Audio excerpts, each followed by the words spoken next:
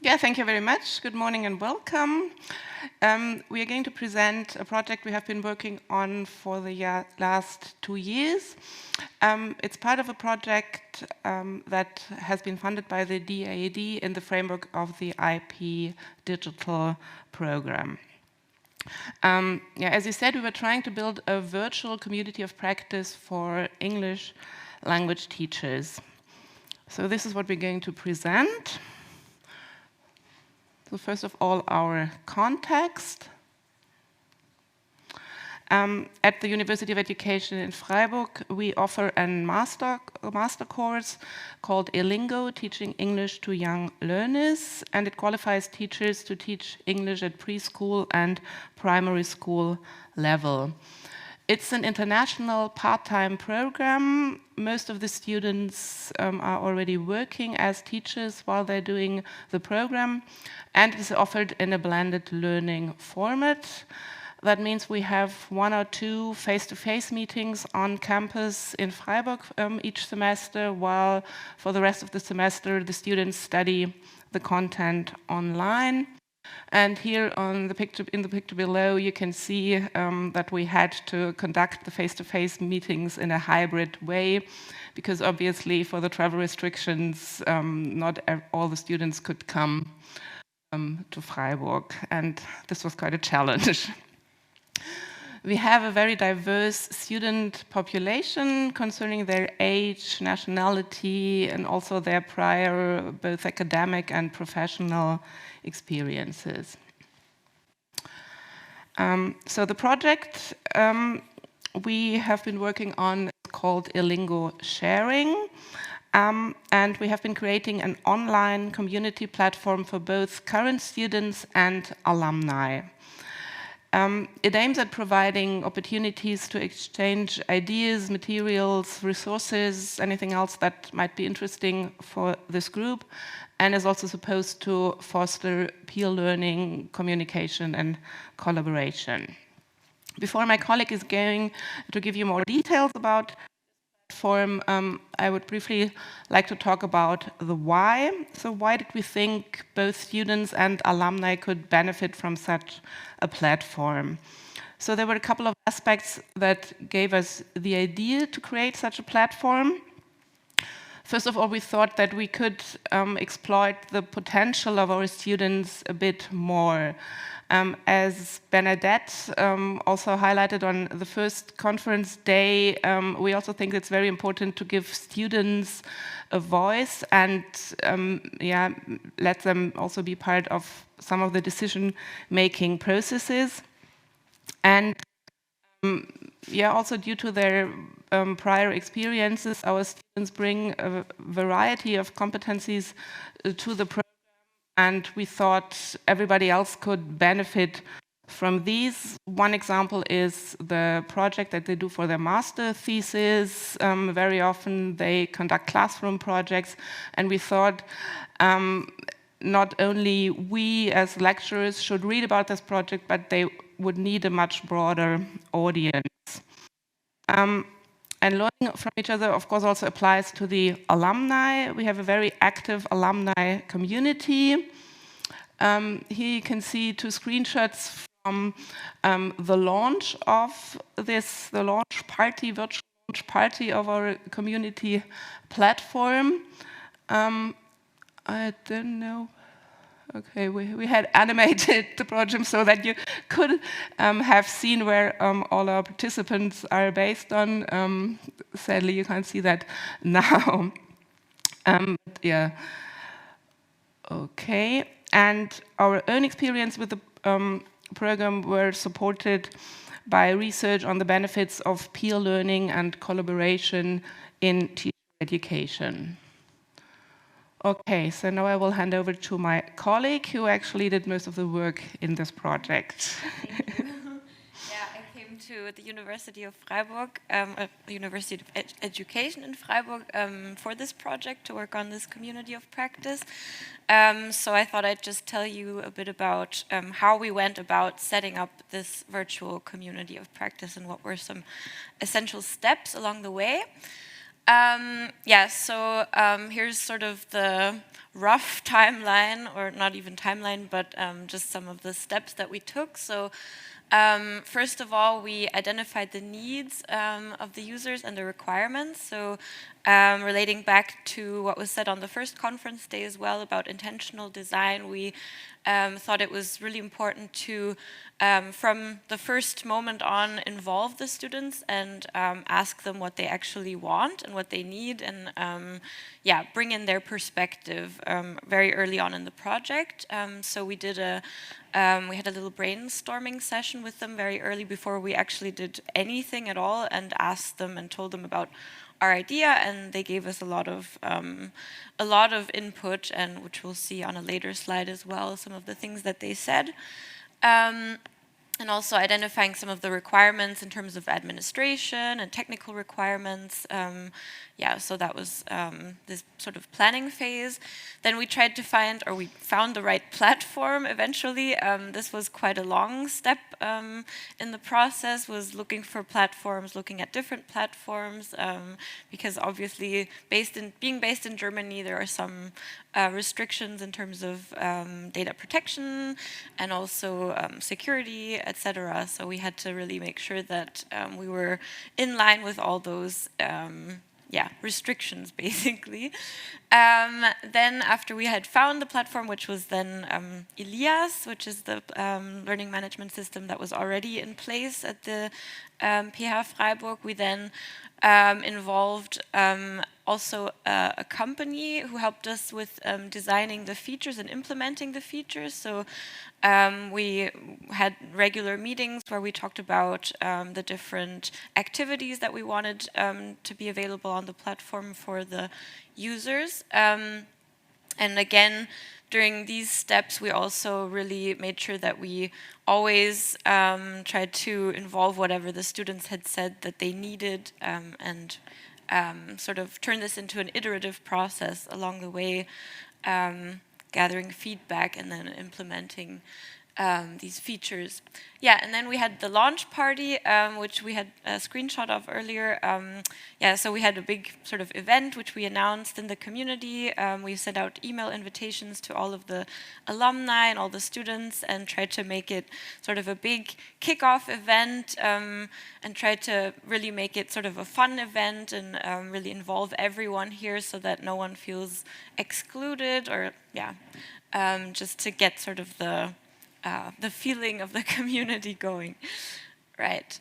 So like I said, we tried to involve student and alumni voices early on, which has definitive benefits, which we also heard about in earlier presentations.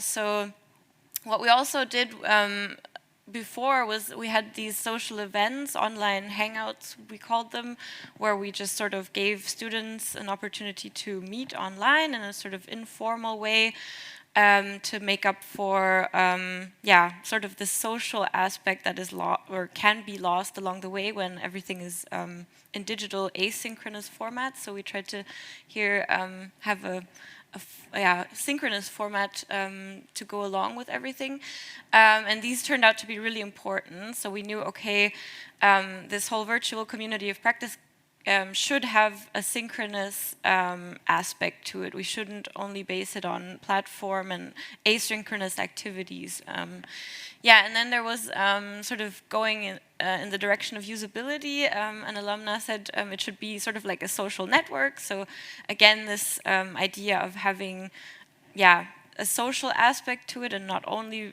being about content, but also being about making connections and having sort of informal, connections here. And also in terms of usability, a lot of the social networks that we use, such as Facebook or Twitter, they come with certain usability aspects that we sort of wanted to bring to our platform. And then again, the social aspect here expressed not only an information but a communication platform. Right. So then we also, of course, turned to some of the theory. So we read about the Communities of Practice framework, which is has been around for a long time. So one important quote here: communities of practice are groups of people who share a concern or a passion for something they do and learn how to do it better as they interact regularly. So the common concern and passion of our learners is English as a foreign language or second language teaching. They're all involved in this practice, and this is something that they basically, you never stop learning when you're a teacher, and it's a reflective practice, which is very important in the didactic concept as well. So yeah, this was something we had to keep in mind. And then, of course, regular interaction, which we wanted to support through the platform, but also through the meetings. And that way, we wanted to promote peer learning taking place between these users. Another important aspect in a community of practice is not merely a club of friends or a network of connections between people. It has an identity defined by a shared domain of interest. So this was something that we tried to bear in mind at all times as well. We wanted to help users identify with this community, feel at home in the community, and make it theirs and not something top-down, but something that sort of grows as the community sort of advances. So some of the challenges along the way was, I already sort of touched on it, designing and setting up the platform. So we had to keep in mind certain aspects. And then the platform that we chose, Elias, it's an open source LMS, comes with certain technical restrictions as well. But we did want to do our best to tailor it to the needs of our community. And then something that's really an ongoing challenge is sustaining the platform and the community, so keeping users engaged. Also introducing new students to the platform, because that's something we have a new cohort that just started in October, and to them it's all completely new. They don't know any of the alumni, they don't know anyone in the network, so we don't want them to feel like they're late to the party or any such thing. We want them to really sort of arrive and feel welcome. So that's something that we're constantly sort of working on. And then, of course, offering support, technical support, content support, really doing anything that really involves or is involved in the role of facilitating here. And then we tried to survey needs and expectations. We tried to always have an open ear and listen to what the needs of the community are. Yeah, and so we've talked a lot about this virtual community now, and now we actually thought we'd show you at least what the platform looks like. You've already seen some screenshots of the meetings as well, so it really all goes hand in hand. So this is sort of in multiple screenshots sort of puzzled together, but this is just one page. So this is what it looks like when the members arrive on the community platform. So it's all technically an Elias course with different functionalities. We tried to make it very friendly, user-friendly, and of course sort of tailor it to basically the target group, which is teachers in preschool and primary school settings. So I think that really is reflected in how we designed all of this. And then some of the features, just briefly. So we have a forum, we have a profiles page where they sort of fill out a little questionnaire about themselves and then sort of also present their experience and what their interests are. We have a place for sharing ideas with the community so that we can sort of keep developing basically the community. We have a place for events where we organize these regular meetings and also maybe sometimes webinars or something like that. Then we have a space for sharing career opportunities, because there's also a practical aspect. A lot of learners are expats who came from different countries. A lot of them do live in Germany, many of them also don't. So we tried to help them really also in a professional way gain ground here. And then these are sort of the key features is this experience exchange blog and the resource exchange blog. These are blog formats where they can share experience and materials yeah, teaching materials, etc., and also talk about the materials they shared. And then we have a space dedicated to picture books, because learning with picture books is a really important aspect in teaching English as a foreign language to children.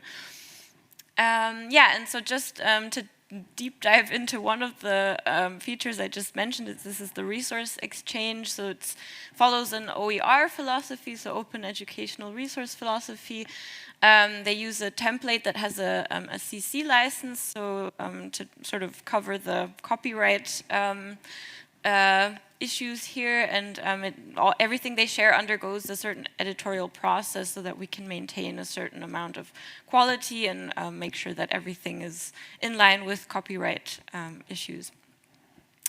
And then these are actually really important. At first I thought they were just sort of minor aspects, but it turned out that these were really important aspects, these little things to engage the users. So we have a monthly newsletter that we send to our students that sort of recaps certain events or report on what's happening in the community. So for example, here, this was the October edition, and we recapped the first face-to-face meeting that we had with the new cohort. And yeah, we always try to sort of really also engage them. So a lot of the times I'll ask, hey, does anyone have an idea, or do you have something to share? And then some people share books, or here we collected some student mottos from our new students, and so I just thought, yeah, we'll share those. They were really, really sweet. And then, of course, the regular meetings and events, that's actually a key aspect. So just this informal, social meeting is really important. So yeah, I think that can't be stressed enough. And then, of course, the technical support is always important to really respond fast if there's anything not working or not functioning. And then we have a wiki where all the functionalities that we developed are listed and explained, so that we really also, if someone has issues with, I don't know, finding something, they can always turn to this. Since we mentioned the diversity of our students, and this also applies to sort of the technical affinity sometimes. So yeah. And then our last point is sort of outlook and further research, because we're not only interested in maintaining the community, of course, and helping our learners grow through the community, but we also kind of are interested in the community itself and how it works, and adding to the theory here maybe. And so actually I'm working on my master's thesis, which is also about this community of practice now, because it's grown on me, and I want to find out how does it work and how is it used. So these are my research questions. How is it used by the members, and which factors influence participation? And I want to use qualitative methods to find out more about these two questions.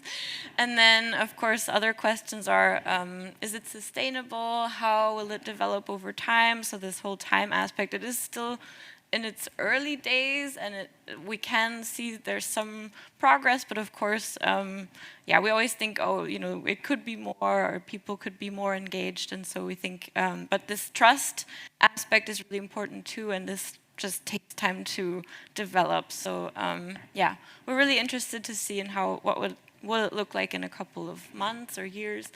Does it work only online, or does it need a face-to-face aspect? In which ways will it benefit alumni and students short-term, medium-term, and long-term? Also this time aspect here. Which features will be most used, and in what ways will they be used? And many more questions that we have related to our community. And I'm not sure how we're doing on time, but these are our references. And now we're open to questions from you, and also maybe if you have any insights or ideas, we're very interested in hearing about them. Thank you. Thank you very much.